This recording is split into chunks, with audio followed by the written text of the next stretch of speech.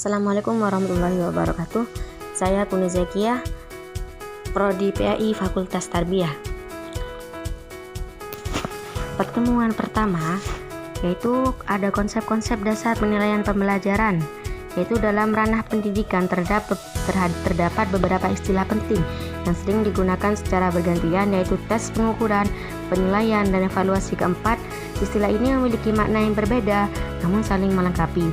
Tes merujuk pada instrumen atau perangkat yang digunakan untuk memperoleh data mengenai pencapaian belajar peserta didik. Pengukuran merupakan proses kuantifikasi hasil tes atau aktivitas belajar peserta didik dalam bentuk angka. Penilaian mengandung arti implementasi dalam hasil pengukuran untuk memberikan makna terhadap data yang diperoleh. Pertemuan kedua yaitu ada tema prinsip-prinsip penilaian dalam kurikulum. Prinsip berkeadilan dalam penilaian pendidikan agama Islam menurut guru untuk memberikan perlakuan yang setara kepada seluruh peserta didik. Tanpa implementasi prinsip ini dalam madrasah dapat dilakukan dengan penyusunan instrumen penilaian yang variatif, sehingga setiap peserta didik memiliki kesempatan yang sama untuk menunjukkan kompetensinya. Pertemuan ketiga yaitu temanya jenis-jenis penilaian dan taksonomi tujuan pembelajaran, yaitu dalam ranah kognitif. Tujuan peserta didik diharapkan mampu menganalisis secara komprehensif kandungan makna yang terdapat dalam surat Al-Asr dengan memperhatikan aspek bahasa, konteks historis turunnya ayat, serta pesan moral yang terkandung dalamnya, kemudian mengaitkan pemahaman tersebut dengan urgensi pengelolaan waktu. Jenis penilaian ada dua, yaitu formatif juga ada sumatif. Yang formatif kuis tertulis, pertanyaan lisan atau lembar kerja siswa yang mengukur pemahaman dasar tentang konsep adab. Sumatif yaitu ujian akhir atau topik berupa tes uraian menuntut peserta didik menjelaskan dalil penerapan adab kepada sesama secara komprehensif. B. Ada ranah afektif. Tujuannya peserta didik diharapkan mampu menumbuhkan dan menunjukkan sikap toleransi dan menghargai menerima keberagaman keyakinan, pandangan, dan kebiasaan dalam kehidupan sosial baik di lingkungan sekolah, keluarga, maupun masyarakat luas. Jenis penilaiannya formatif dan sumatif, yaitu observasi sikap selama diskusi kelompok, keaktifan dan memberi salam. Sumatif memberikan portofolio atau jurnal terhadap merekam konsisten perilaku peserta didik. 3. Ranah psikomotorik.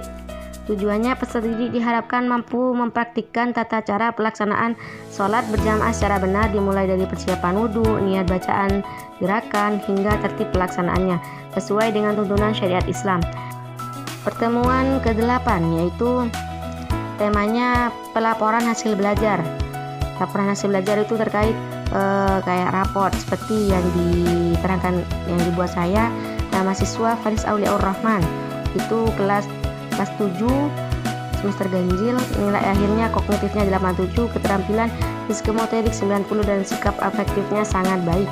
Pengetahuan kognitif siswa skor 87. Siswa menunjukkan pemahaman yang kuat terhadap materi pembelajaran PAI, khususnya pada komprehensi memahami nilai-nilai iman, akhlak, dan praktek ibadah. Keterampilan psikomotorik nilainya 90. Pada aspek keterampilan siswa mampu menerapkan pengetahuan keislaman dalam bentuk praktek seperti membaca Al-Quran dan dengan tajwid yang benar. Catatan guru yaitu Faris menunjukkan perkembangan yang sangat baik dalam seluruh aspek pembelajaran PAI. Diharapkan siswa terus meningkatkan kemampuan refleksi diri, berpendalam pemahaman ahli nakil. Pertemuan ke-9 yaitu tema mekanisme kenaikan kelas dan kelulusan. Studi kasus 1, penentuan kenaikan kelas, itu ada profil nama Faris Auliaur Rahman, itu kelas 7, pengetahuan 72, keterampilan 87, sikap profilnya baik namun terhadap catatan tentang kedisiplinan, kadang tidak mengikuti salat berjamaah. Kehadiran 92, permasalahan nilai pengetahuan sementara dan relatif sangat baik.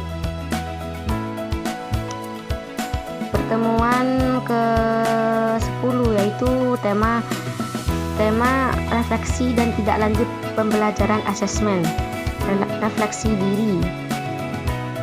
Ini jurnal refleksi diri, yaitu judulnya pengalaman merancang instrumen penilaian sepanjang semester. Pengalaman merancang instrumen penilaian yaitu pengalaman merancang instrumen penilaian sepanjang semester ini sangat beragam dan mencakup berbagai asesmen. Asesmen saya tidak hanya menyusun instrumen penilaian untuk aspek kognitif, tetapi juga untuk aspek afektif dan psikomotorik yang secara keseluruhan memberi pemahaman komprehensif mengenai pengembangan peserta didik. Itu juga ada diagnostik, ada asesmen formatif, ada asesmen sumatif, ada penilaian afektif, dan juga ada portofolio dan asesmen autentik. B. Tantangan yang dihadapi. Proses merancang berbagai instrumen penilaian tidak lepas dari berbagai tantangan yang bersifat teknis, pedagogis maupun kontekstual. Kesesuaian dalam pencapaian pembelajaran, tantangan terbesar. D. Rencana perbaikan untuk praktek penilaian di masa depan. Membangun bank instrumen penilaian, saya berencana mengembangkan bank soal dengan instrumen penilaian yang beragam, terstruktur berdasarkan CP dan indikator spesifik.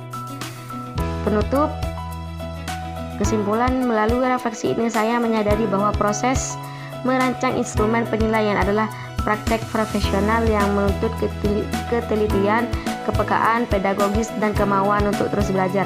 Tantangan yang saya hadapi sepanjang semester justru menjadi sumber pembelajaran, memperkaya pengalaman saya sebagai peserta didik.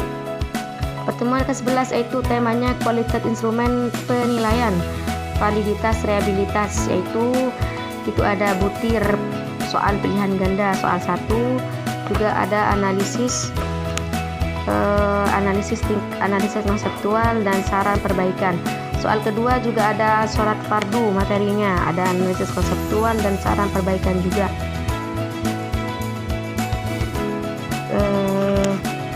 Kesimpulannya, secara keseluruhan 5 soal di atas menunjukkan variasi tingkat kesukaran, namun 2 diantaranya terlalu mudah sehingga berpotensi memiliki daya pembeda darah rendah. Sebaiknya beberapa soal direvisi untuk meningkatkan level kognitif, menanamkan konteks atau kasus, serta memperbaiki pengecoh agar lebih menantang dan berfungsi.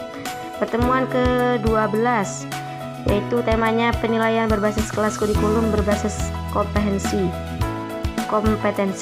hal terpuji, adab terhadap orang tua dan guru pada jenjang madrasah. B.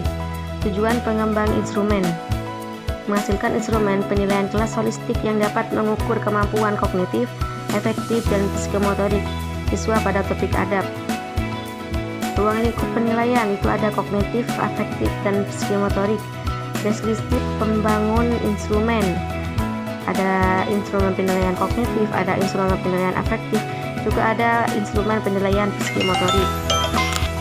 5. Ada mekanisme pelaksanaan penilaian, itu ada tahap persiapan, tahap pelaksanaan, dan tahap analisis pelaporan. Manfaat pembangun instrumen, memberikan gambaran utuh tentang perkembangan akademik dan karakter peserta didik, mendorong guru melaksanakan pembelajaran PAI yang lebih bermakna, aplikatif, dan humanis, mewujudkan budaya penilaian yang tidak hanya mengukur pengetahuan tetapi juga mendorong transformasi diri. Penutup, pengembangan instrumen penilaian holistik merupakan upaya strategis untuk memastikan bahwa pembelajaran BI tidak hanya menghasilkan peserta didik yang cerdas serta intelektual, tetapi juga berakhlak mulia, terampil, menerapkan nilai-nilai keislaman dalam kehidupan sehari-hari. Sekian dari saya, kurang lebihnya mohon maaf. Wassalamualaikum warahmatullahi wabarakatuh.